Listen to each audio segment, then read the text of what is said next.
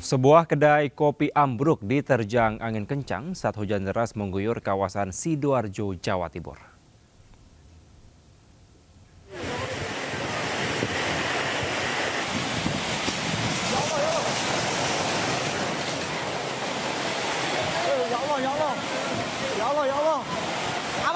Awas, listrik! Awas, listrik! Atap sebuah warung kopi di Desa Kepuh, Kiriman, Kecamatan Waru, Kabupaten Sidoarjo, Jawa Timur, ambruk.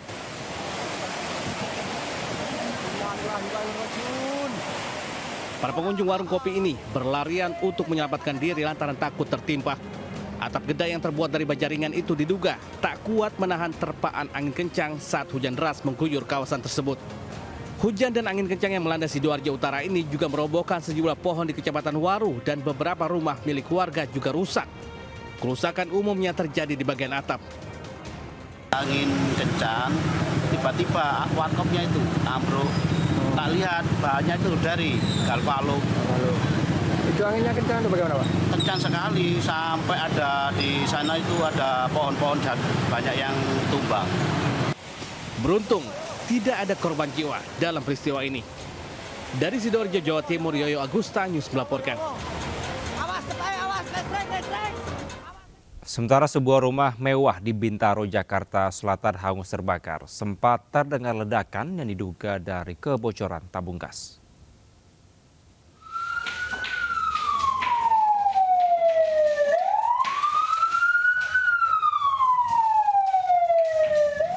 Kamera amatir merekam peristiwa kebakaran di sebuah rumah mewah di Jalan Cempaka 2, Bintaro, Jakarta Selatan.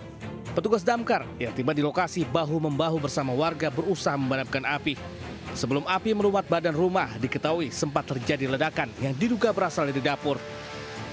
Berarti kebocoran tabung gas, Pak, ya? Iya, tabung gas katanya kebocoran. Berapa kali ledakan, Pak? Yang ledakan itu yang bunyi suaranya satu kali. Satu kali aja, Pak, ya? Iya, yang bunyi dua gitu pas itu besar, pas api besar gitu. Meski belum diketahui penyebab pastinya, namun dugaan sementara berasal dari tabung gas. Tidak ada korban luka maupun jiwa dalam peristiwa ini. Api berhasil dijinakkan setelah petugas menerjunkan 10 unit mobil pemadam dan 43 personil. Dari Jakarta, Helmi Sanyambate News melaporkan.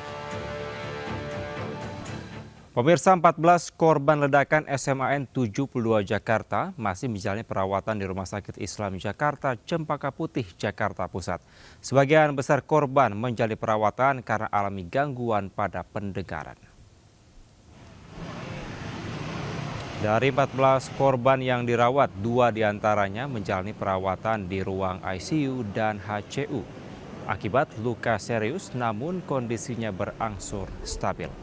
Pihak rumah sakit terus memantau kondisi pasien yang masih dirawat dan bekerja sama dengan tim psikolog serta pihak keamanan untuk menjamin proses pemulihan.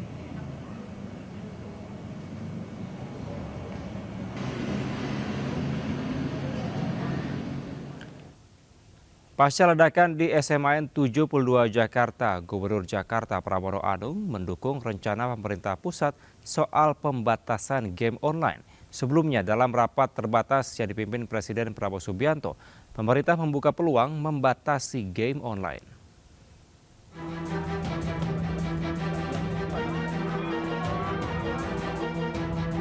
Gubernur Jakarta Pramono Anung mendukung rencana pemerintah pusat soal pembatasan game online pasca ledakan yang terjadi di SMAN 72 Jakarta.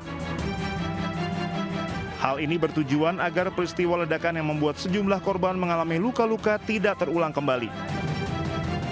Intinya adalah memang ini tidak boleh terulang kembali, sehingga apa yang menjadi kebijakan pemerintah pusat, pemerintah Jakarta akan memberikan support dukungan sepenuhnya.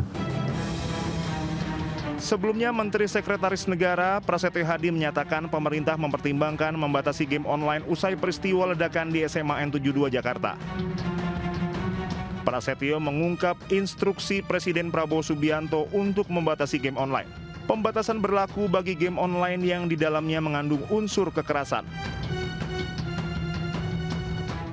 Kita masih juga harus berpikir untuk membatasi dan mencoba bagaimana mencari jalan keluar terhadap pengaruh-pengaruh dari game-game online, karena tidak menutup kemungkinan game-game online ini ada beberapa yang di situ ada hal-hal yang kurang baik yang mungkin itu bisa mempengaruhi generasi kita ke depan gitu.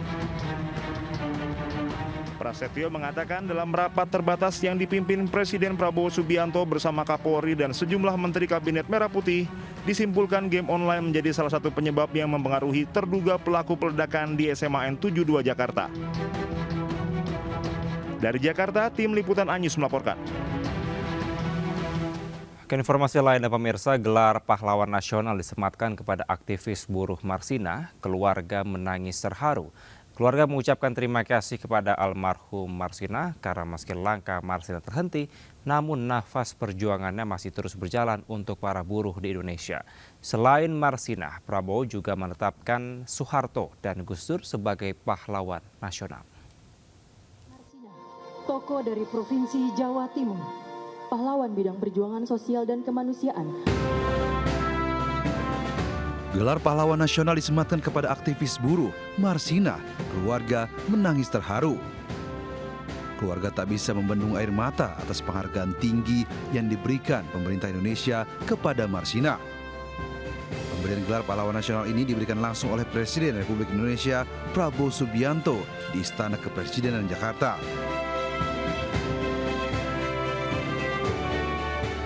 Keluarga Marsina juga berterima kasih kepada pemerintah yang telah memberikan penghargaan untuk Marsina dan berharap pada pemerintahan Presiden Prabowo untuk selalu memperjuangkan kaum buruh.